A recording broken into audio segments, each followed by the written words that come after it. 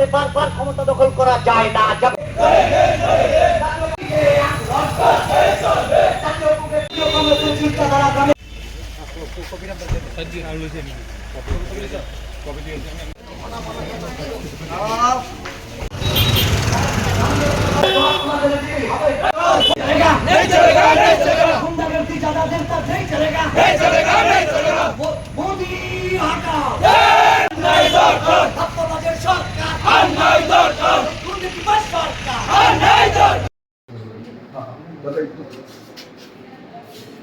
শাসকের অফিসে আমরা গণডেপুটেশনে সামিল হয়েছি।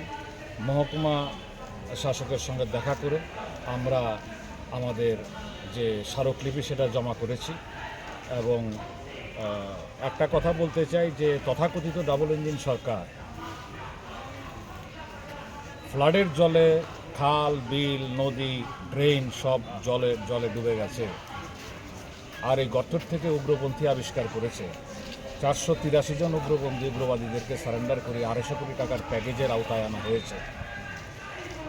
মোদির গদি বাঁচানোর জন্য বিহারী বাবুকে, নীতিশ বাবুকে, চন্দ্রবাবুকে এরা হাজার হাজার কোটি টাকার প্যাকেজ দিতে পারে, কিন্তু যেখানে আধি আবাদি প্রভাবিত এই বন্যার ফলে ত্রিপুরা রাজ্যে 50 বছরে এই ধরনের বন্যা হয়নি, ত্রিপুরাবাসীর জন্য কেন্দ্র কিংবা রাজ্য সরকার এত শিথিল, তখন এদের কাছে এই সরকার হচ্ছে দুর্নীতিপরায়ণ সরকার। এখন দুর্নীতির অমৃতকাল চলছে আর কি বলছি। আজকে কয় দফা দাবি নিয়ে আপনাদের? আমরা আজকে 7 দফা দাবি নিয়ে আমরা কি ছিল দাবিগুলো? আমরা দাবিগুলো কপি আপনাদেরকে পাসন করে দিচ্ছি। মূলত কোন দাবিগুলি আপনারা প্রাধান্য দিচ্ছেন? আমি একবার দেখে বলছি। মূলত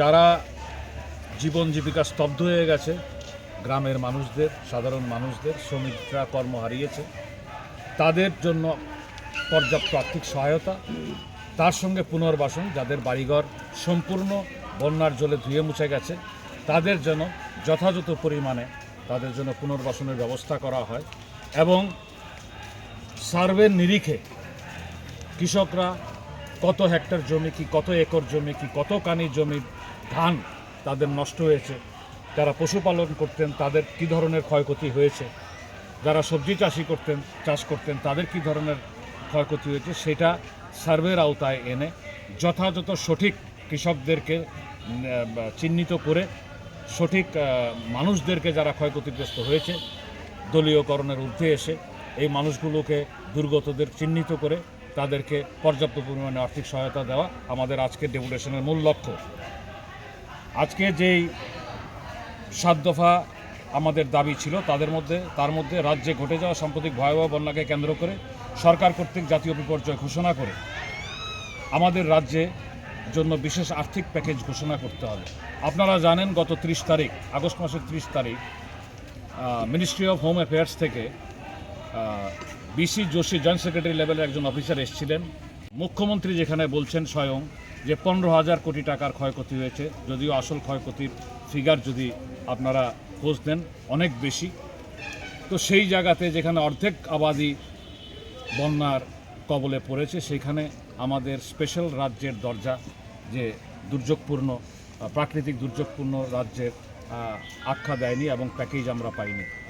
আজকে আপনাদের 7 দফা দাবি নিয়ে আপনারা ডেপুটেশনে মিলিত হয়েছেন, কতটা সৌহার্দ্যপূর্ণ আলোচনা হয়েছে, কতটা ডেপুটেশন সৌহার্দ্যপূর্ণ হয়েছে?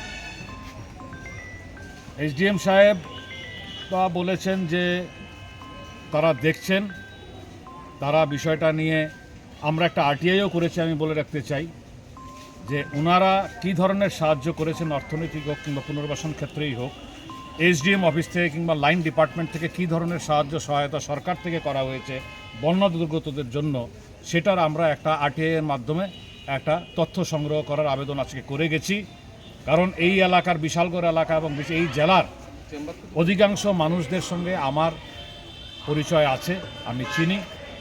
আমি যতটুকু জানি, যারা প্রকৃত দুর্গত, যারা প্রকৃত এই বন্যার কবলে পড়ে নিঃস্ব হয়েছে, সর্বস্ব হারিয়েছে, তারা কিন্তু কোনো রকম সরকারি সহায়তা এখন অবধি পায়নি।